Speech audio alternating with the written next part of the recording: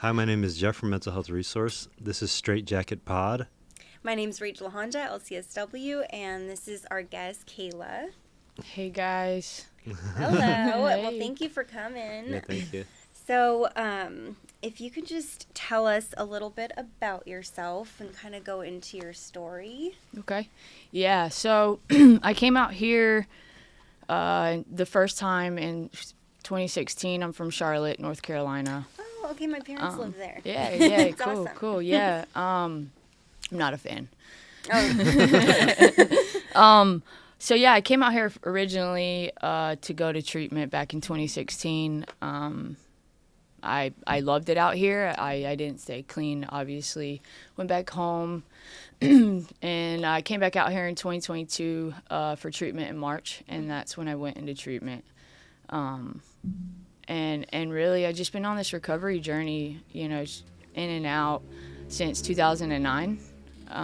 Been in and out of a lot of treatment centers, jails, institutions, and really just trying to find my way, So, yeah, I came back out here, and my clean date is 3/17/2022. That's awesome. Congrats. Yep. So, yeah, I mean, what Did you want to? Let's hear a little bit about, like, when you started using. When I started using? So, growing up, I played basketball, like, my whole life. I was in race motocross. So I didn't really get into drugs or drinking all through middle school and high school. I got a full ride to go play at Georgia Southern University. In 2009, after I graduated, I went to a party, frat party, and I had never touched any substance before in my life up until this point. And so I wanted to fit in, right? And the frats and all the athletes were basically like, come on, let's snort this cocaine, And for me, I was like, hell no, I do not want nothing. My heart was racing. I remember it so, like, visibly. But yeah, I did it because I wanted people to like me and I wanted to fit in. And from that moment on, I got set up. About 3 days later, I got drug tested, and I just kept going with this cycle. My first rehab was in 2010. What happened after you got drug tested? They sent me to rehab for 30 days in Valdosta, Georgia, at this place that was Christian-based. And The college did? Yeah. Oh, okay. Mm-hmm. Yeah. So somebody set you up. So one of the players did, because I was a freshman. I was coming in. I was going to be starting. And she was a senior. And 3 days later, I got drug tested. They put me on disciplinary probation, which allowed me to come back to play after I completed my 30 days. Oh, man. Mm-hmm. Yeah, so I went back. I completed my 30 days. Didn't want to be sober. Mm-hmm. Did it so I could play ball again, not knowing that I had activated something. I didn't know then where it would take me throughout the last 13, 14 years. I had no idea that one line would cost me a lot, everything, really. Mm-hmm. So then you continued playing basketball, and how did it progress with that? So I ended up going back to Georgia Southern. I played about 3 or 4 games in Colorado. We went to this Colorado tournament, and I ended up getting high at a Thanksgiving tournament in Colorado. They sent me back Cocaine?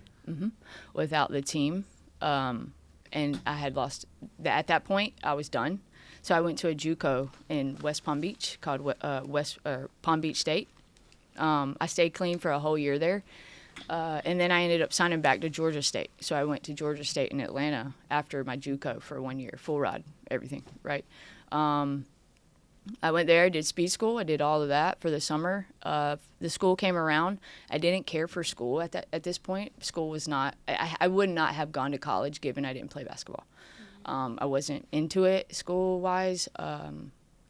And then I went to Georgia State. I got back into Atlanta, into the scene, and off the drugs. Here we go again, round and round and go, right? And then my brother, who is also an addict, I started doing it other methods and ways instead of the snorting, right, and the smoking. And it really just took it. Once I lost basketball, I didn't care about anything else at that point, because that was my identity. That was all I knew.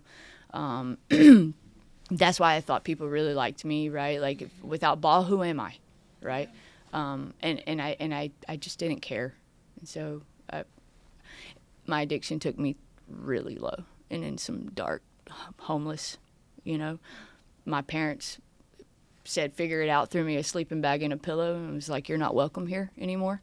Don't come back. How old were you at that time? At that point, I was 2013, 22, maybe 21, 22, yeah. And so when you didn't have, like, the support, did you have, like, friend support? No, I was in and out of relationships, so whatever girl was going to be using with me and feeding into, I am also a sex addict, and I had never been alone, ever, really. I'd always had a female with me. But yeah, it was me and her, whoever it was with that day, or who could I use that day, who could I get over, who's got drugs, right? And just trying to survive. I was in survival mode, and I did a lot of grimy things, to a lot of people that didn't deserve it. So how quickly did it progress? So it's like I guess you went to college at 18, and then you switched to another college, probably like 19-ish, and then by 20 years old, you were like full, like, and then it didn't work out at the other college because of the using. Yep. And then by that point, you were in like full blown. Full blown after Georgia State. After all of that, I started doing heroin, and pills, Xanax bars, which that at that point was just this cycle, and I honestly had no idea what I was like, I'm still young, I can figure it all out, right? But I had no idea that I didn't know I couldn't stop. Yeah. I didn't want to, but in my mind, I knew and my brain would tell me that you can just stop whenever you want. But for me, it was like, why would I? I love it, yeah.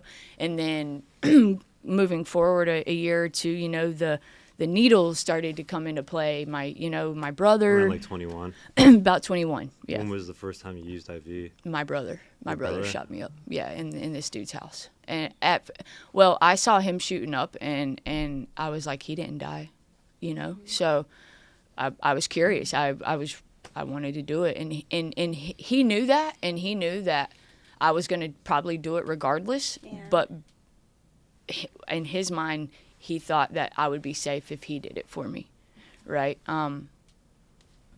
So yeah, that's how I got on the needle. And was it coke or heroin? Or? It was cocaine. The first thing I ever shot up was cocaine. And I like threw up, passed out, and woke up and was like, "Whoa, let's do it again!"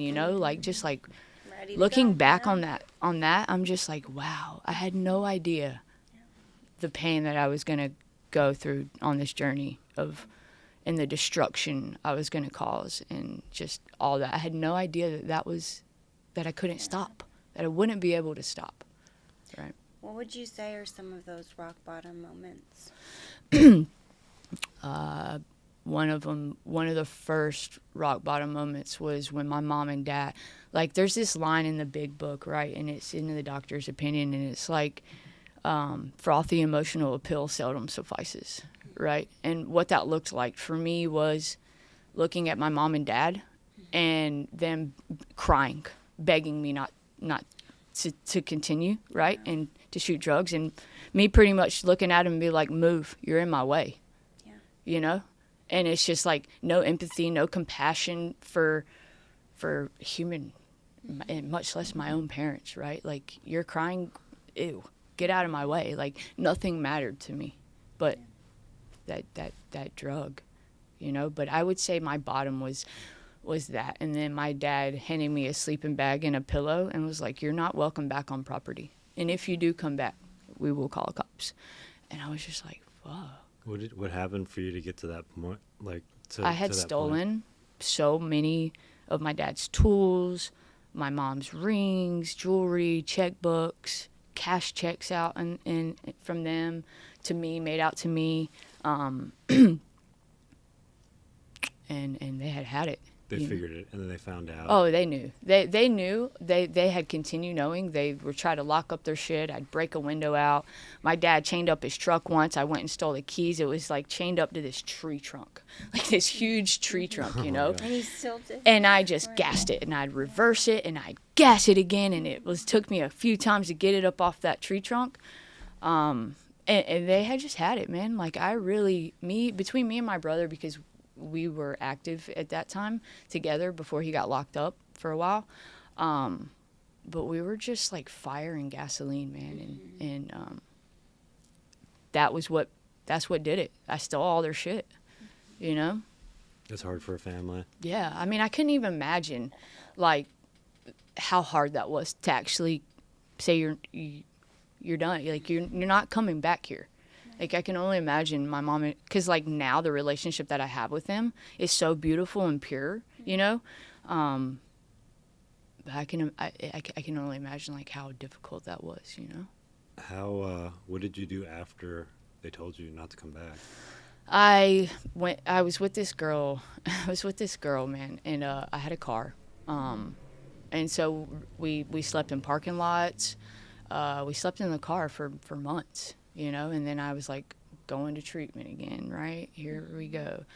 And then, you know, the treatment world stopped because I got off mom and dad's insurance, you know, and then it was like, I think when I was 27, that was the first moment that I actually really wanted to be clean, I think.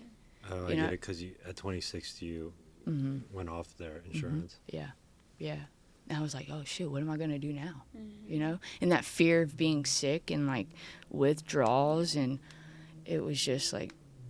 And then, you know, at 27, right, it was either that or, like, I was kind of okay, too, with whatever outcome was going to come. I was like, fuck it, I would rather die, you know? Depression. So Yeah. I guess this is besides the... substance abuse, has there been any other ways that you struggled with mental health? Oh, absolutely.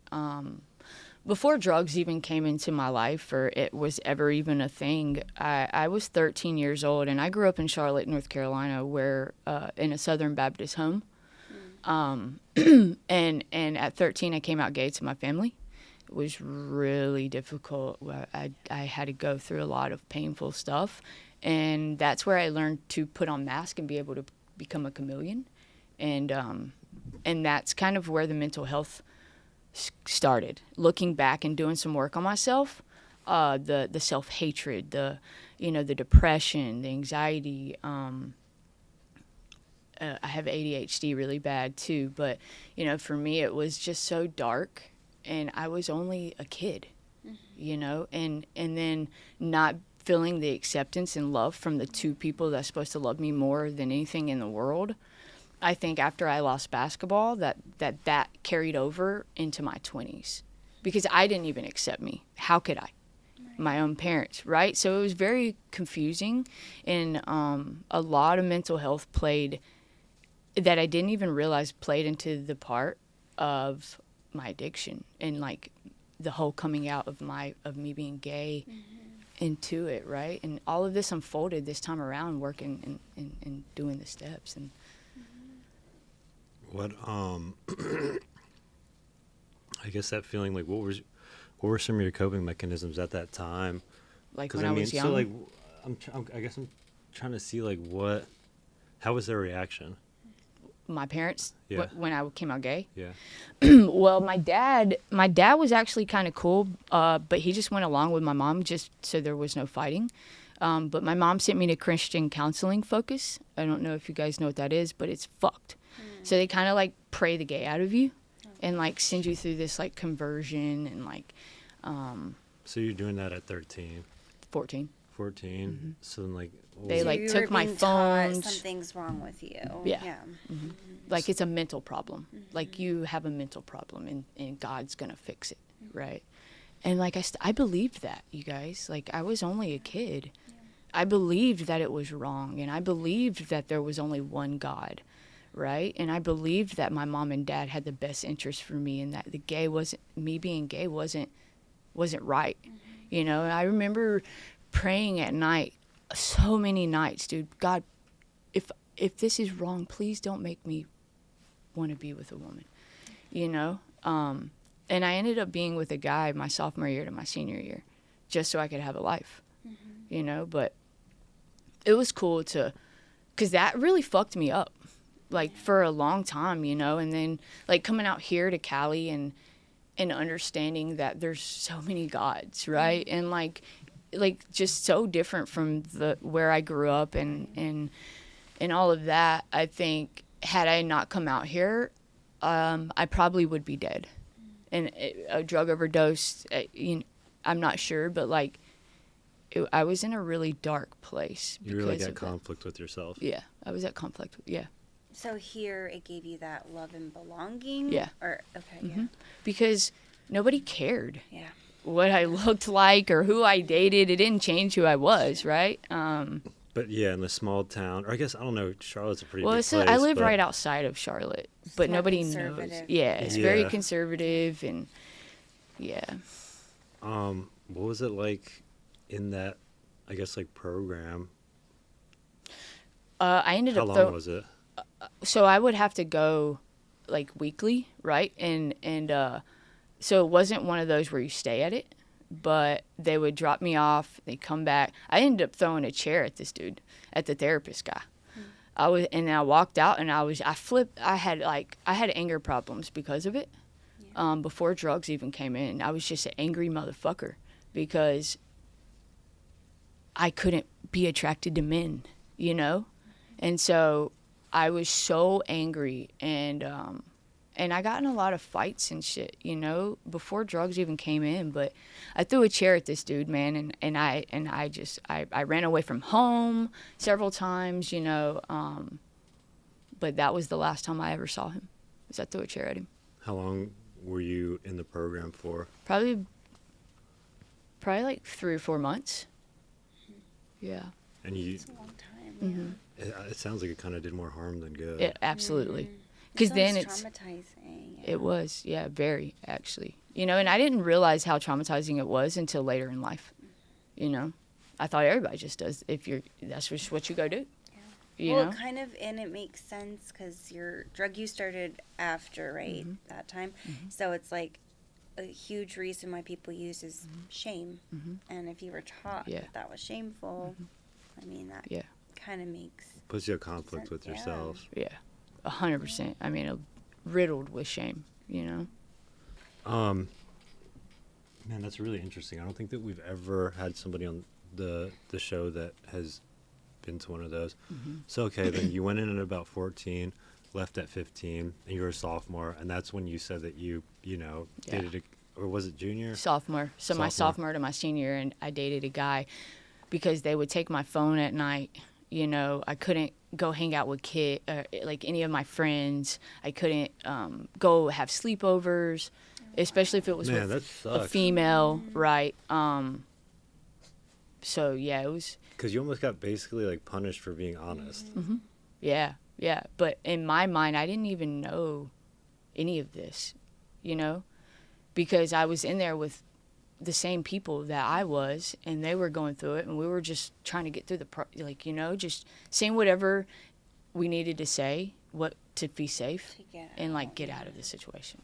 Yeah. You know? And then you had to live a double life, which is also traumatizing. Yeah. So at what point did your parents find out that like that was... So when I went to college, I ended up writing my mom a 7-page letter. And at that point, I had cut her off. I was like, I don't live there anymore. I'm not going to do something that I hate more than anything is be with a man.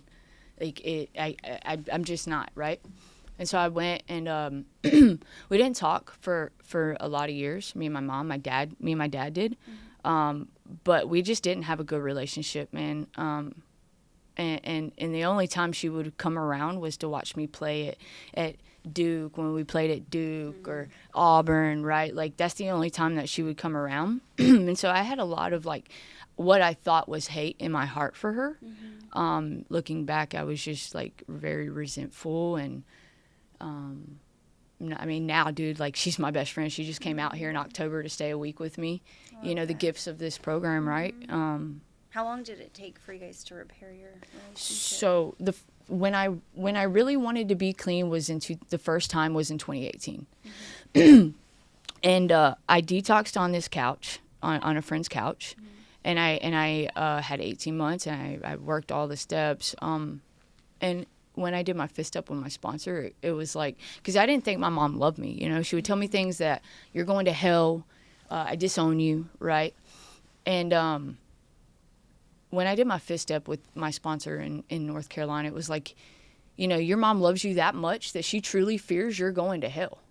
You know, and when I could get a different perspective than my own lens, because they're skewed sometimes, right, and personal, when I could take that out of it, in 2018, 2019, me and my mom started to come back around.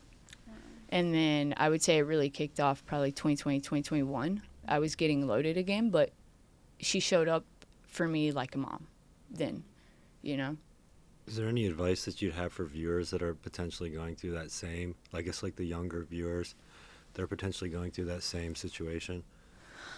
Yeah, I would say hang on, you know, that it does get better, and there's nothing wrong with you because you feel the way that you feel and you are who you are. There's nothing wrong with that or you. And if you will find a community that loves you, and you will find people that are supportive and they don't care, you know. So I would say hang on, and because it does get better once you can get out of the environment that you don't have a choice in being in. It's very true.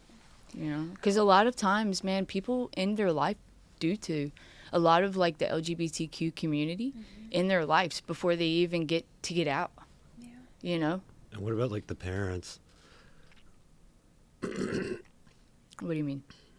Like, do you have any advice for parents? Yeah. That's yes. Like, let me get my 7-page letter. Yeah. So I would say that my sister's a really good example of this for her kid. You know, it's like, have an open line of communication and be willing to hear your kid out no matter what. Yeah. And never like cast judgment or tell them that they're wrong for feeling the way that they feel. Is always have an open line of communication to have your kid know that they can come to you no matter what. And I think that's important, man, because had I had that, I don't know, right? I don't know that I would have went down the path that I went, right? Maybe. I have no clue, but given that there was I could be honest and not be ridiculed and feel the shame that I felt from my mom, maybe I wouldn't have taken, maybe, right? Yeah, never know. So, I know you said that you're a sex addict, and this is something that I feel like people don't talk about a lot, sure. And I do want to bring attention to it because a lot of people struggle with this. So, can you share a little bit more about that? So, I think because of the way that I grew up and the low self-worth and the low self-esteem that I had for myself, you wouldn't know that, though, the way that I carried myself, because I was so good at, like, masking that and not letting you know that I feel like this, right? Yeah. But having a girl or somebody around me made me feel better. And it gave me validation. It gave me, like, what I couldn't give myself. And sex wise too, right? It's in that moment I feel better, and then an hour or two later I'm like, right? But it gives me a sense of worth, of validation. And it is like a drug. And it is like a drug. I mean, they have meetings, whole programs for it, like SLAA. Yeah, I used to be in it. Yeah. I used to be in SLAA. Did you get like a SLAA sponsor? And I did. All of that? Actually, at San Juan. That's awesome. Yeah. in San Juan. That was the first time, because I had never heard of SLAA before on the East Coast, you know. And when I came out here, I was like, yeah, I love women. I love having sex. I love feeling loved. I love feeling pretty or attractive, whatever, right? And I had to do a lot of work on that, you know, because I heard a lot of people doing that and playing, you know, I played games. I'd tell them what they wanted to hear, but really wouldn't feel that way, you know.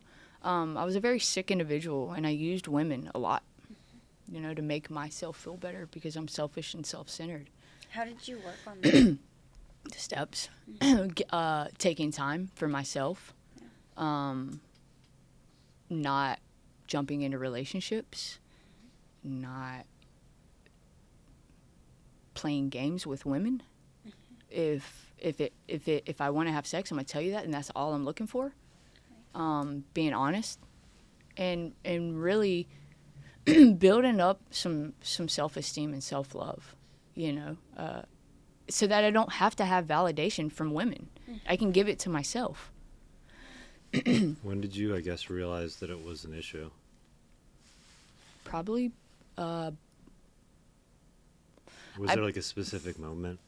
Or like somebody like a lot of people would tell me, you can't be alone.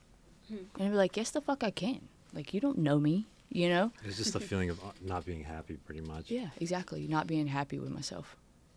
And if I can surround myself with someone a little sicker than me, then I'm not as bad as that, right? And then it'll feed like me, right?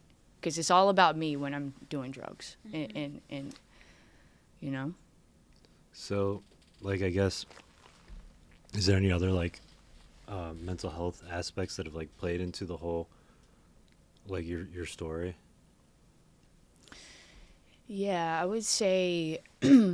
So I have ADHD, right? And that can be confused sometimes with bipolar. Was it medicated? Yeah. Medicated? In between the drugs. Okay.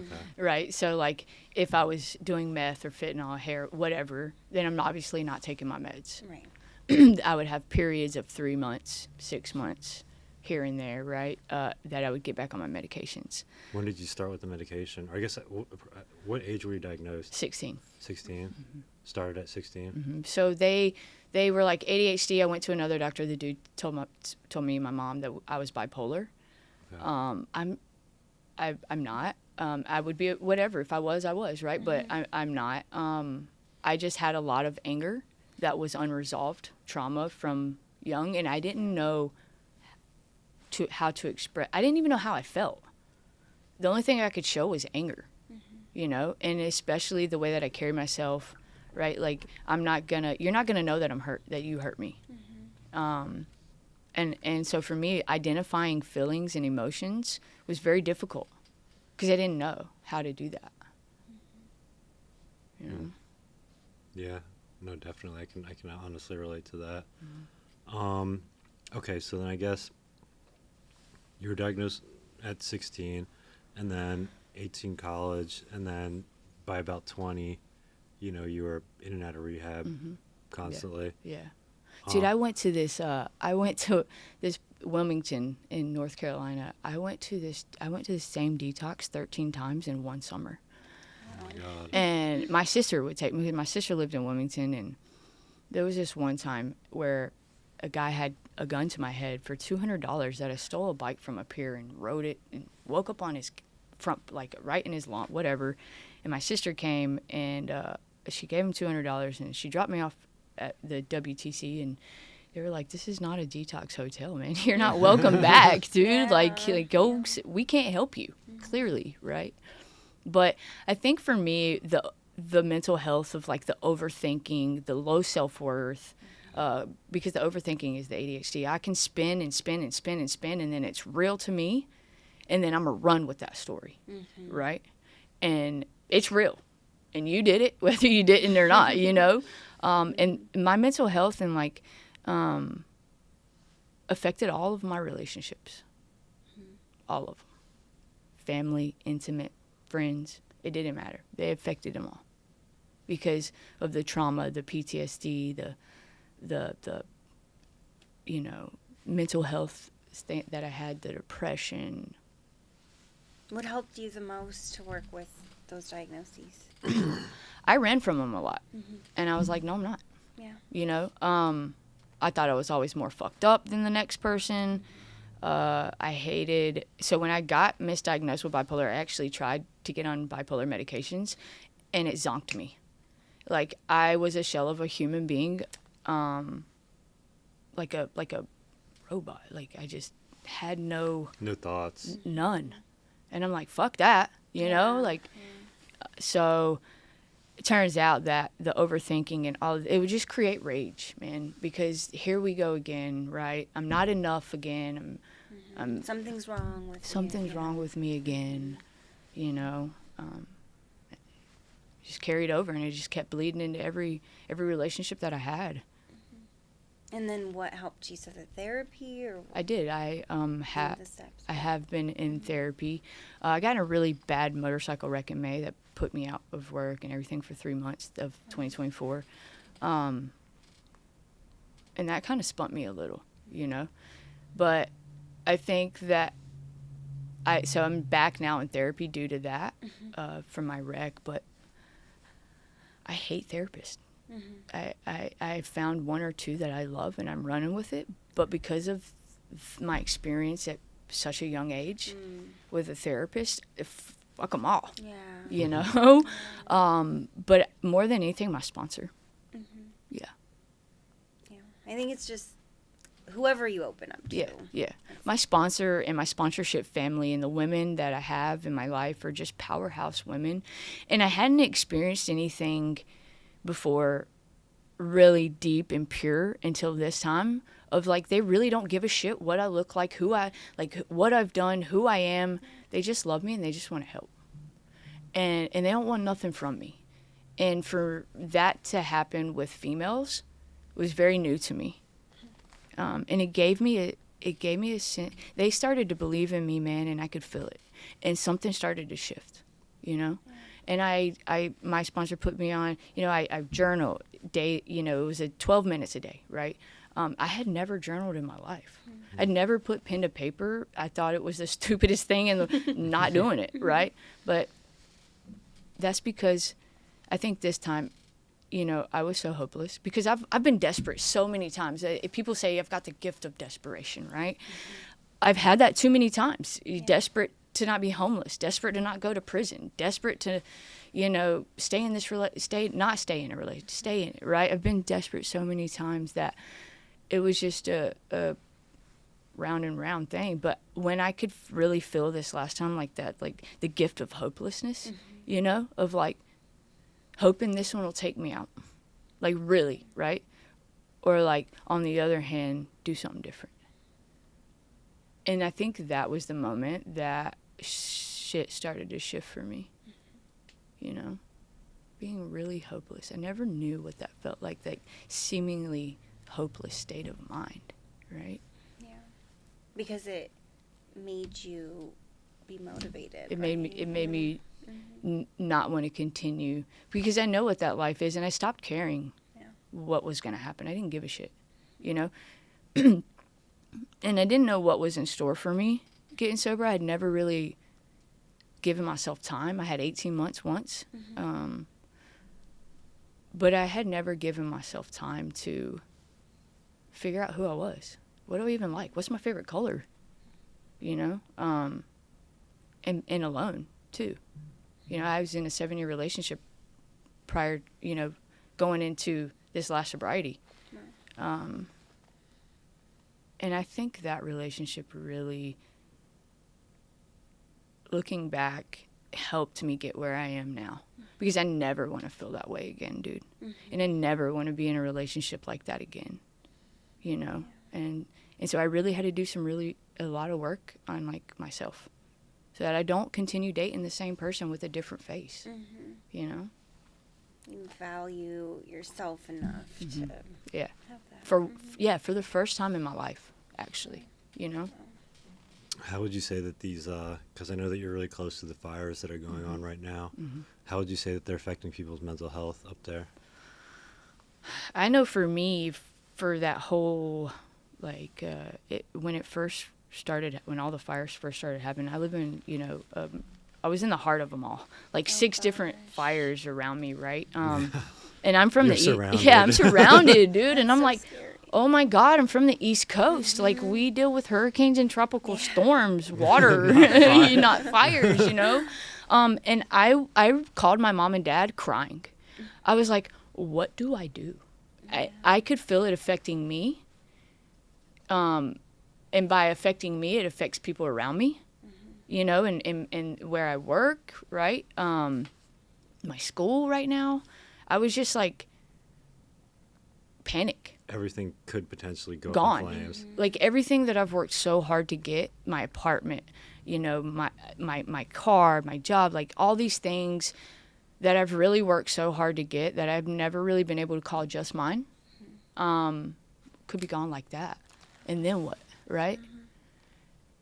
And also on the other side of it, it's like, you know what? I'm going to be okay because I have people in my life today that actually give a fuck and like love me. And I have places that I can go to evacuate. Me and my dog is going to be safe. And when I could get out of that fear and like survival mode and like flip it around and be like, you know what, man, like there's a lot of people out here that really did lose everything. Everything, everything. And they didn't get a chance to scramble shit together. A lot of them down in the Palisades and the Eaton fires, it's devastating, man. And a lot of people died too, know. They wanted to sit in their house and protect the things that they worked their whole life for. And hold on, you got something like right here. Sorry. Very good. How do you think that it's affected these people's mental health? A lot. Yeah, a lot. Put them in fear. And when we're in fear, we're not rational. I saw that during like COVID, and then like fires are way more. Yeah. It seems like it would like, I don't know. I have a feeling that it would have to affect the vibe somehow. Yeah, absolutely. I mean, dude, LA was on fire. Yeah, like if you see like it literally all, like, everywhere, So like scary. it looks so crazy. Yeah. But you know what? Like, have you seen that people are coming together from it? Yeah, I have. So this Sunday, me and my clients are going to go volunteer at it, and I'm going to get to see firsthand like how everybody's coming together. But just from like the things that I've heard and seen on social medias, right, and like all the like sports teams, the news, right, like all the sports teams coming together, like the Clippers, the Rams, like everybody coming together and just like we're LA strong, man, and it's been pretty cool to watch so much donations, like it's flooded with stuff, that people are really coming together and just trying to be supportive, because I've never seen anything like this before in my life. I don't think anybody has. Like I'm like, what is going on? And my state went under it in September from the hurricane in the mountains. That was like, what? So it's scary times, dude. And it's so close. Like It's so close. It's so close, and like. And you're still living there. Yeah. So I had an evacuation order when the West Hills fire broke out, and it got lifted because the wind took the opposite direction. So it went south instead of coming my way. So that was lifted. I didn't have to evacuate, but it was scary. Yeah. I'm just super grateful that like the people that I have in my life today want me around and like are willing to like get out of their comfort zone so I could sleep on their couch for a day or two. Like that's crazy. I never had people in my life like that before, But the vibes are different, but I feel like as a whole, we're going to come out of this and we're going to come on top of it and we're going to be better for it. It's devastating and it's heartbreaking. All the animals, man. Yeah, that's... My God, dude.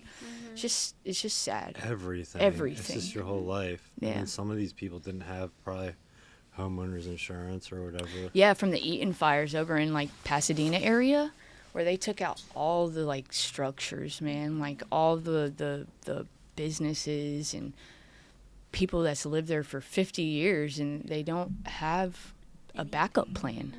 You know, it's like what do you do? Like they don't have savings, they don't have a backup plan, they don't have fire insurance. It's just like really heartbreaking. Do you know anybody that was personally affected?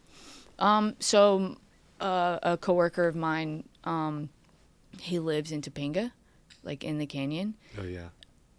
He was like, all the houses around me gone. Mine's still here. And I was like, that's crazy, you know. That is crazy. And he's a therapist. I'm not gonna say his name, but he had to evacuate. Another coworker that lives in the Palisades had to evacuate. I don't know anybody personally that was affected. If it had to come over into the west side anymore, I would have, because all of my sober community is in the west side, like Venice, Santa Monica, stuff like that. It was coming that way, you know. Man. Yeah. Where are we at on time? 41. 41. Let's see. Is there anything else in particular that you're thinking? I don't know. That you wanted to mention? I think that over the last almost 3 years, God willing, right, that there had been a lot of times I wanted to give up, because it was uncomfortable, because I didn't like to sit in my shit, and I would confuse boredom with peace after some months of, you know, sitting there, and I would realize that I wasn't looking at my phone during a movie. You know, I was starting to get this like peaceful vibe, you know. I stayed, I went to treatment, I went to PHP, I did IOP, OP, sober living. I did all of that. And for me, for somebody like me, that was vital. I had to stay in some structure for at least a year, at least bare minimum. And I knew that. If I really wanted something different, then I had to do something different, you know. And if we want what we have, you have to do what we do. And so I started taking suggestions, right? And I dived into the work. I surrounded myself with people who wanted better and did better, right?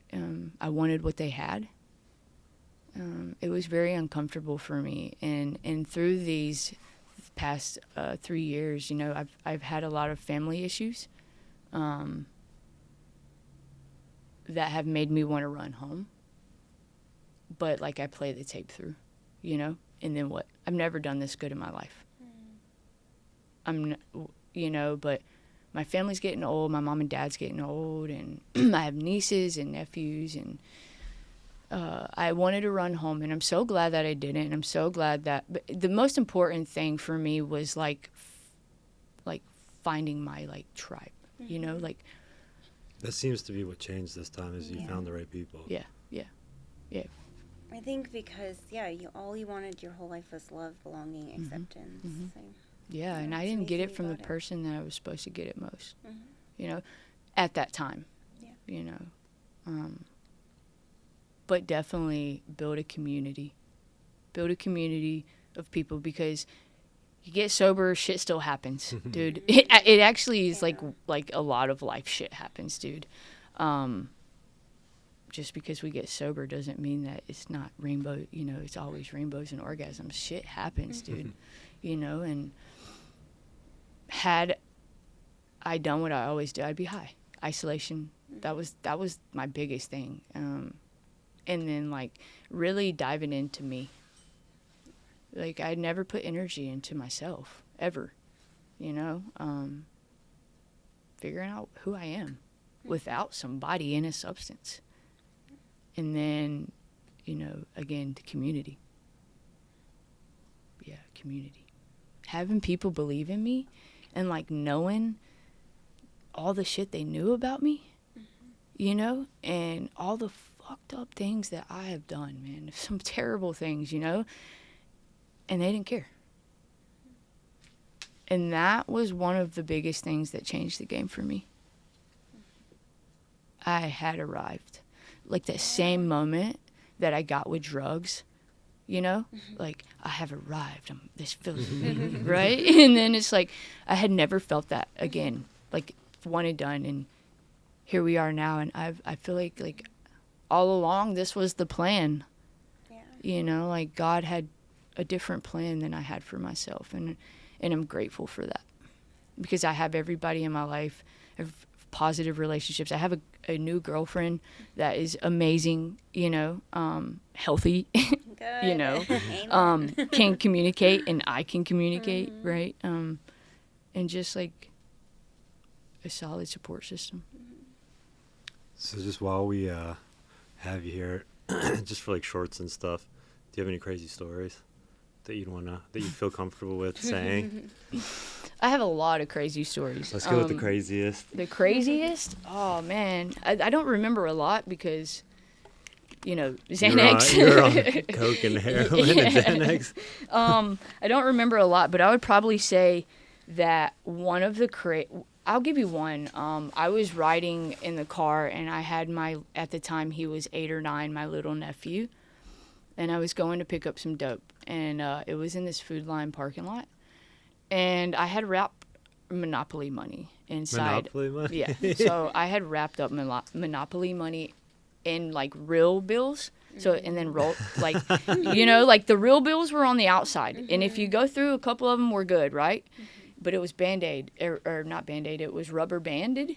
And so I like toss it in there and he tosses me and I take off. And next thing you know, he's coming after me, dude.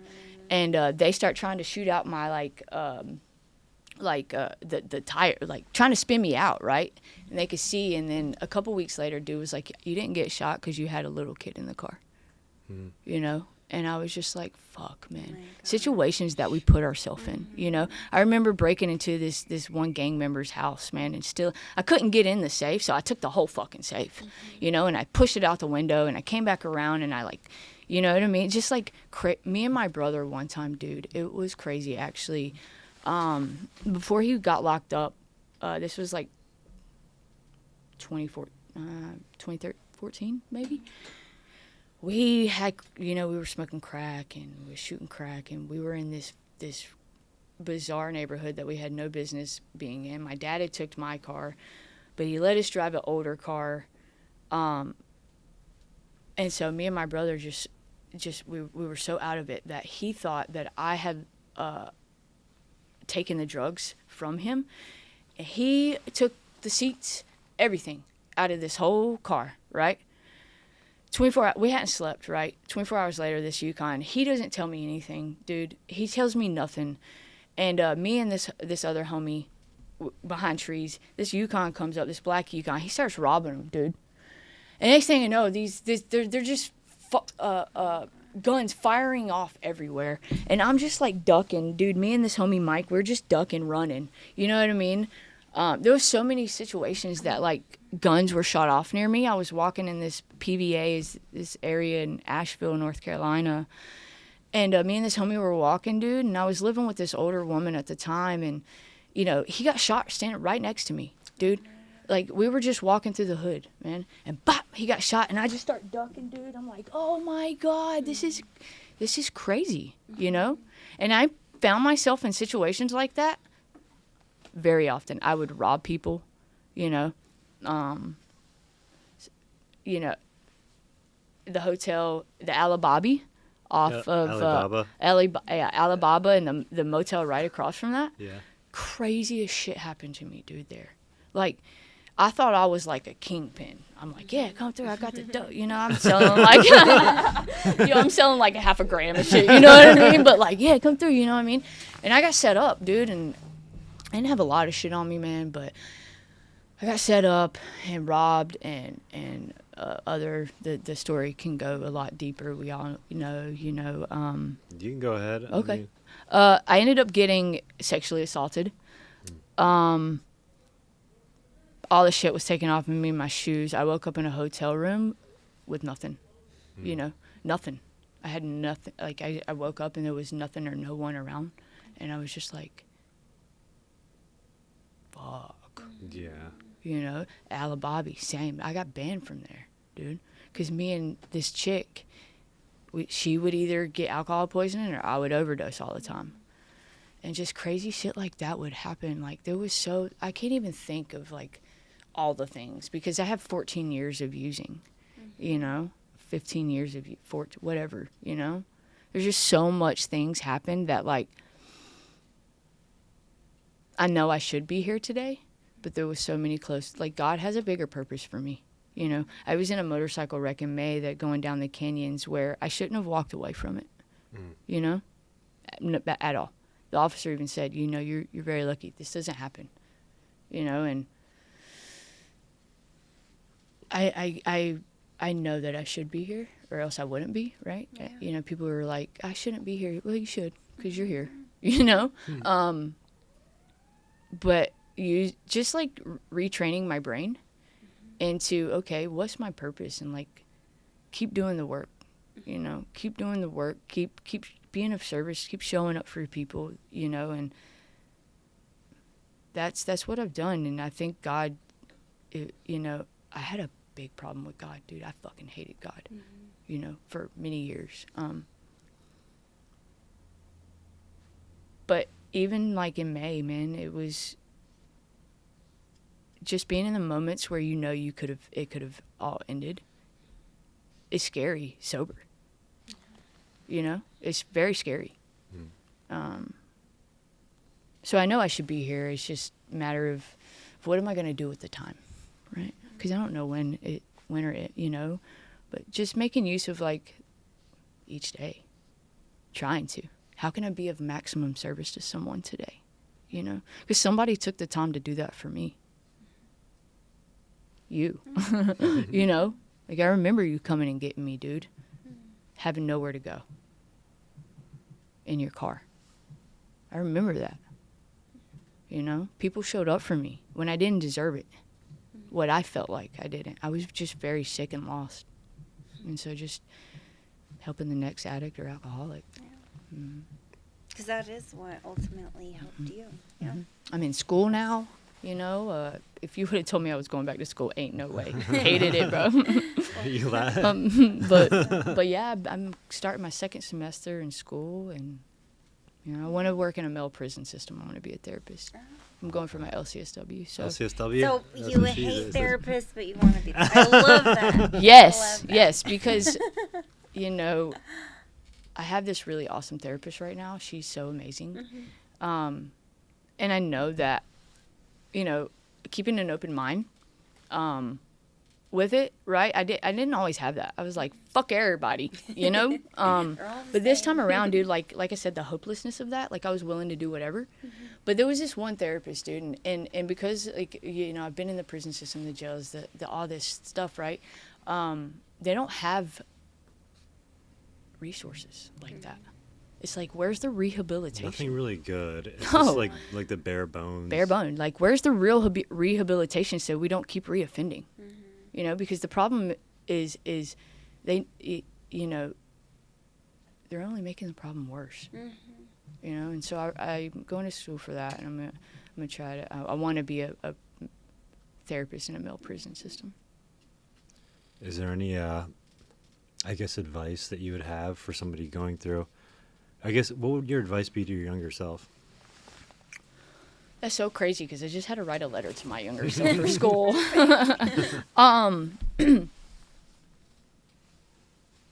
Be authentic. And don't be afraid to show people who you are. I think I ran for myself for so long that here I am, almost 34, and I'm just figuring it out, or trying to. But be okay with being you, and to my younger self, I would probably say, like, it's all going to be worth it. Like, there is going to be a light at the end of the tunnel, and you're going to get through it. Keep fighting, and keep coming back no matter what, So, yeah. Love it. Well, thank you for coming on, Kayla. Thank you. Appreciate Thank you it. so much. Thanks, Thank you guys. very much. Thank you.